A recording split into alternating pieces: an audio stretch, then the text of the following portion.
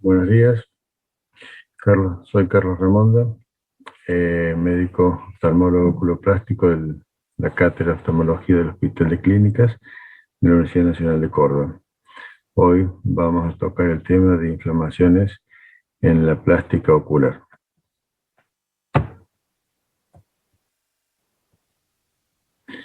¿Qué son o qué es en realidad la cirugía plástica ocular? La cirugía plástica ocular es aquella rama de la oftalmología que se dedica al estudio, al diagnóstico, al tratamiento de afecciones que comprometen al área periocular, llamando o denominándose área periocular a los párpados, la órbita bilagrimales.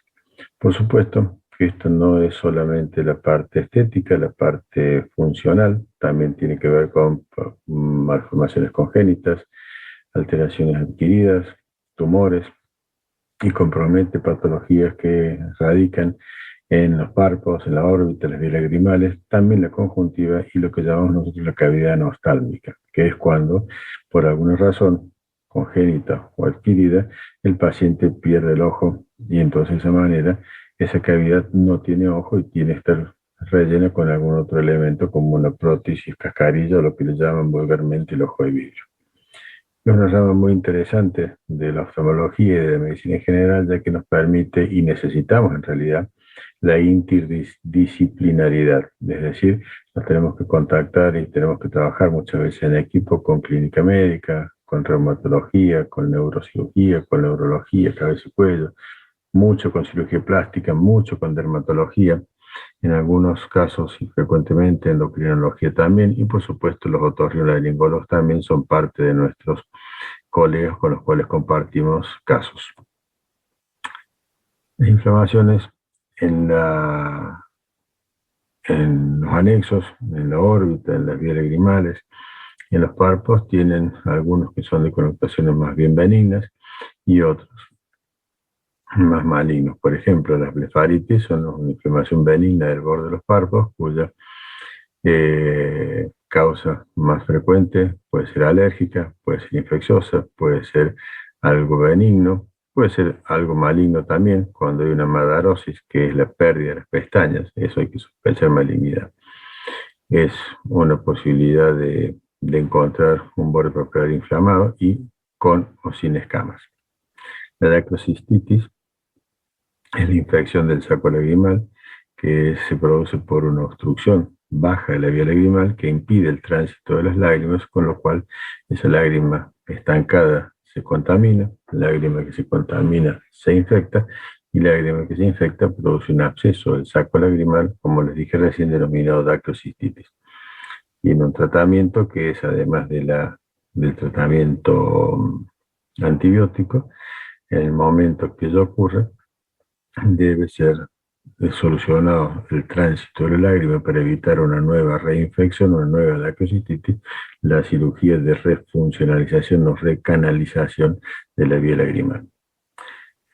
Y por supuesto, más en profundidad y más grave todavía, la celulitis orbitaria, que es una patología inflamatoria infecciosa de la órbita, habitual, generalmente es de origen infeccioso, puede o no tener puerta de entrada, y el compromiso es severo, tanto en lo visual como en lo motor.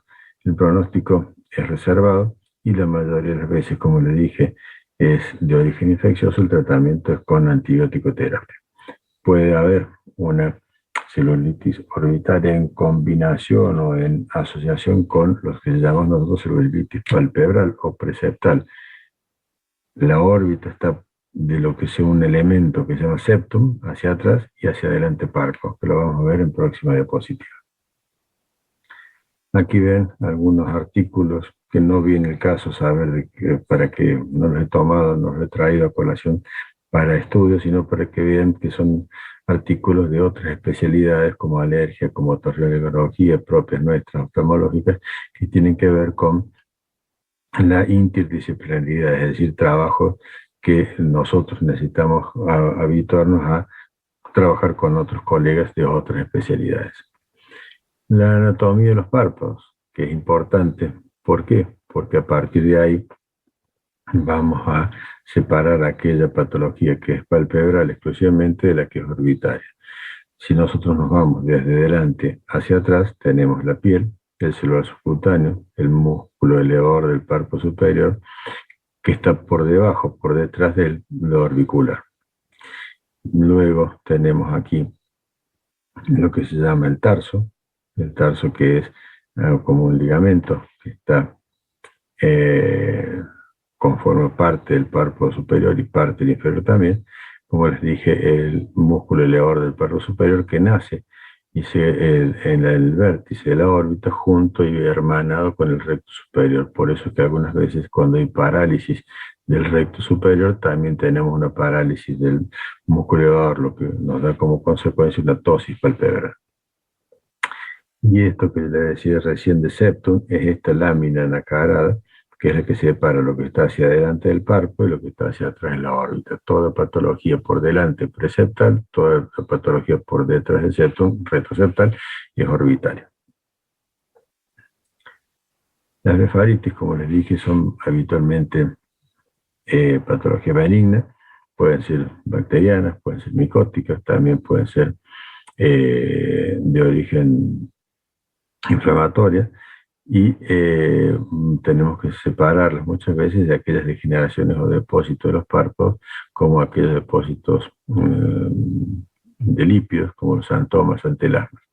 Por supuesto, también una inflamación puede ser de origen traumática, en el caso de actividades deportivas, laborales, cuestiones domésticas, problemas de accidentes también a nivel de agresiones físicas. Por supuesto, también vamos a tener la posibilidad de que algunas patologías tumorales, malignas y o metastizantes tengan un componente inflamatorio. Y recuerden lo que les dije antes, y lo voy a repetir de nuevo ahora, la zona con pérdida de pestañas se denomina madarosis y es un signo de alarma que tienen que tener en cuenta a la hora de revisar un paciente porque nos denota la posibilidad de que esa zona sea una zona de un tumor maligno. Blefaritis, en donde podemos ver una blefaritis escamosa, como ven aquí, un proceso inflamatorio con escamas en toda la superficie cutánea y en el borde mismo de la pestaña. Una blefaritis herpética, fíjense, las costras melicéricas que están empezando a formarse, a veces asociadas con un poco de una conjuntivitis o una infección bacteriana, pero esto es típico de una infección por herpes.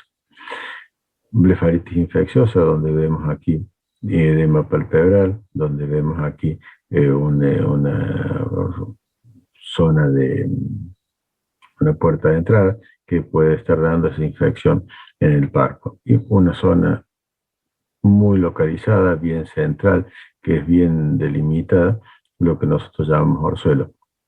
Que si bien es una inflamación del párpado, una inflamación de los anexos del globo ocular, no es una verdadera blefaritis como las que están viendo en las otras imágenes.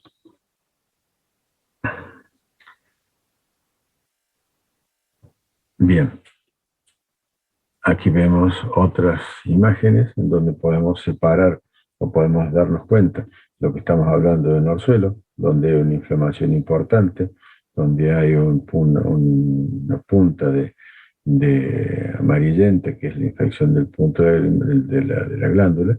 Fíjense que tiene pestañas, al igual que este angioma que ven aquí, que si bien es un tumor benigno, no tiene pérdida de pestañas, no tiene pérdida de pestañas. Un melanoma, donde hay una destrucción de la arquitectura del párpado, con pérdida de algunas pestañas, y esta zona, este vaso celular, donde ven que este dispositivo donde ven un vaso celular, también una destrucción de la arquitectura del párpado con pérdida de pestañas en lo que llamamos nosotros madarosis. Recuerden que el melanoma es un tumor maligno, metastizante, puede ser originario del párpado, que es frecuente que lo sea, o puede ser metástasis de algún melanoma de otro lugar del cuerpo. Y en el caso de los vasos celulares, también deben recordar que es un tumor único, habitualmente es un tumor no metastizante,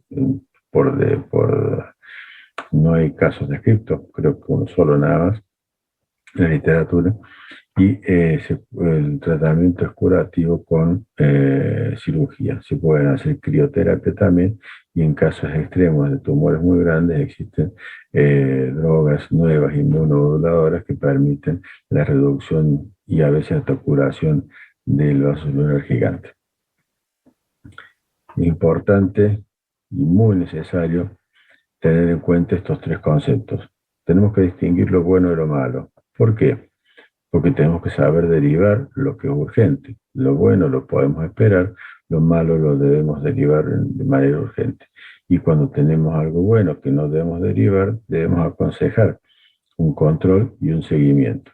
Es importante distinguir, es importante saber derivar y es importante aconsejar qué vamos a hacer. Como médico clínico debemos tener premisa que hay patologías que las podemos esperar y patologías que las debemos derivar en el inmediato. Una de esas patologías que debemos derivar inmediatamente es la celulitis orbitaria, porque, como les comentaba, es una agresión muy importante a la órbita, con compresión del nervio óptico, con inmovilidad del globo ocular que puede llevar a la ceguera. Y sus causas pueden ser infecciosas, con o sin puerta de entrada, pueden ser primarias orbitarias, pueden ser secundarias por contigüidad. Lo más frecuente en el caso de las secundarias por contigüidad es que sea punto de partida de una infección de senos paranasales. En el caso de las primarias orbitarias, con puerta de entrada es lo más frecuente que sea por alguna una lesión punzocortante.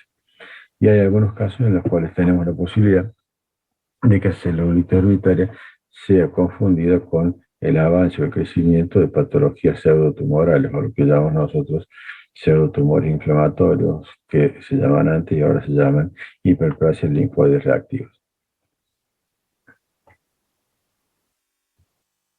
Bien, como les dije, las infecciosas pueden ser conos y puerta de entrada, pueden ser a través de agresiones lacerantes, punzocortantes, puede haber un cuerpo extraño en la órbita, y es importante al tener ese cuerpo extraño el estudio con imágenes. Las secundarias, como les comenté recién también, afecciones de espacios contiguos, como senos paranasales, cavidades nasales o lesiones, afecciones odontológicas. Componentes inflamatorios como tumores benignos o malignos, el linfoma, anexial sebáceo, son tumores que de alguna manera pueden remediar alguna celulitis orbitaria, una inflamación orbitaria. Y pueden esconder esa inflamación, pueden esconder la patología primaria y o demorar su diagnóstico. Siempre que tengamos alguna lesión tumoral de crecimiento, tenemos que biopsiar. La biopsia debe ser inmediata, lo más pronto posible, y siempre tener en cuenta el contacto, la urgente derivación de ese tejido a anatomía patológica. ¿La órbita dónde está ubicada? Bueno, la órbita está ubicada en un espacio cónico que está cubierto, que está ubicado por debajo del techo de la órbita, por debajo de la fosa cerebral anterior, por arriba del techo del seno maxilar, en un vértice que va hacia la fosa cerebral media y hacia adelante un espacio abierto que está cubierto por los párpados. Dentro de ese espacio, de ese continente, está el contenido, que es el globo ocular, nervio óptico, músculos, grasa, y como les dije también, la relación íntima que tiene la órbita con los senos paranasales, el seno frontal, seno etmoidal, seno maxilar y por detrás del seno etmoidal, el seno esfenoidal. Son lugares, espacios virtuales, espacios aéreos que pueden infectarse y dar lo que estamos viendo acá, una sinusitis. Y la sinusitis puede, en algunos casos, ser la causal de una celulitis orbitaria. Por supuesto, también saber que la órbita tiene paredes óseas, que algunas de ellas, la pared del piso de la órbita, la que da al techo del seno maxilar, o la pared medial que da a los senos etmoidales, son paredes relativamente blandas que ante traumatismos directos del globo ocular contra la órbita generan una fractura de la órbita, ya motivo de otra clase. Bien grave, como les dije, la celulitis orbitaria. El niño se considera una emergencia médica. Debe ser inmediatamente internado, debe ser inmediatamente puesto ante una imagen, ante un estudio de imágenes, porque puede ser una simple celulitis orbitaria que es muy grave, muy agresiva, ya que sus huesitos contra el cerebro son huesos muy lábiles, muy finitos, que tranquilamente pueden eh, romperse y generar una encefalitis. Pero también tener en cuenta que muchos niños se presentan con una celulitis orbitaria y en realidad lo que están haciendo es un rhabdomyosarcoma, que es una de las patologías malignas, tumorales malignas de las niñas más agresivas de muy rápido crecimiento. La dacroadenitis es otra inflamación de la órbita, una celulitis orbitaria que puede ser confundida con una dacroadenitis, es decir, la inflamación de la glándula lagrimal. Y si bien las alteraciones de flujo de la órbita, como fístulas, lesión arteriovenosa, no son verdaderas celulitis orbitales, no son verdaderos cuadros inflamatorios, en algunos casos puede también eh, confundirse el cuadro. Aquí viene una mujer con una celulitis orbitaria con parte de la sintomatología que es la tosis palpebral, lo mismo que este niño que se ha generado el edema palpebral completo bilateral y además de la emergencia por la posible complicación neurológica, el hecho de que este niño permanezca con los ojos cerrados por muchos días genera una ambliopía, es decir, la disminución de la capacidad de la agudeza visual. Y como les dije recién, la celulitis orbitaria es una afección que compromete el globo ocular en su conjunto, tanto en lo que es la parte motora, diplopia, limitación de movimiento, como en la parte sensorial. Afecta tanto el campo visual como la agudeza visual y en los niños es muy, muy importante rápidamente hacer su diagnóstico y tratamiento. Y como les dije recién, la grave es mucha gravedad a los niños, ya que hay una gran facilidad de infestación del sistema nervioso central. La celulitis orbitaria puede, de alguna manera, simular otras patologías y considerar siempre la contigüidad. Es importante trabajar en interdisciplinaridad y, por supuesto, una de esas interdisciplinas es con los métodos de radiodiagnóstico, tomografía y resonancia magnética nuclear, que son aquellos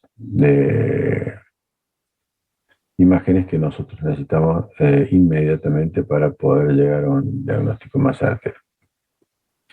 Algo más benigno, no por ello menos agresivo, la dacrocistitis, es decir, la inflamación del saco lagrimal por una obstrucción del mismo.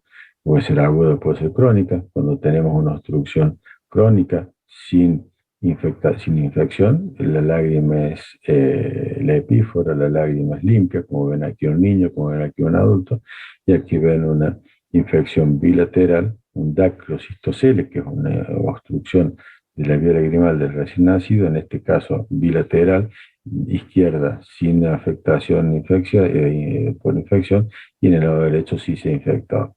Y acá en el adulto, en el lado izquierdo, una dacrocistitis aguda que habrá que hacerle tratamiento con antibiótico y luego, como ven en esta imagen, la obstrucción está por debajo y hay que hacer una apertura por arriba que se llama dacrocistorrinostomía.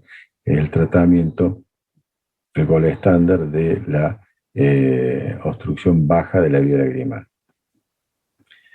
Como les comentara anteriormente, la celulitis orbitaria necesita del diagnóstico con los cuales necesitamos estudios complementarios, como radiografía simple para descartar presencia de cuerpos extraños metálicos, la tomografía computada para ver tejidos blandos y óseos, también la ubicación de cuerpos extraños si los hubiera, la resonancia magnética nuclear, básicamente más apuntando a tejidos blandos, ecografías, en algunos casos podemos hacerla sobre todo para determinar la estructura interna de esa lesión, si es una lesión quista, una lesión maciza, multitabicada, como podría ser, al ser multitabicada, un angioma cavernoso, el Doppler para diagnosticar aquellas alteraciones del flujo vascular. Y estudios transitados, estudios contrastados de tránsito de patologías orbitarias como la dacrocitotomografía, donde a una tomografía al paciente le hacemos una inyección de un líquido radio opaco en su vía lagrimal para constatar la anatomía de la vía lagrimal. y por supuesto interconsultar, como les dije recién. Bueno, lo mismo, cualquier duda que tengan, cualquier inconveniente que les surja, pueden tomar nota del mail institucional de la universidad o el mail particular, el mail privado, para ponerse en contacto conmigo y evacuar las dudas que necesiten. Muchísimas gracias. Hasta la próxima.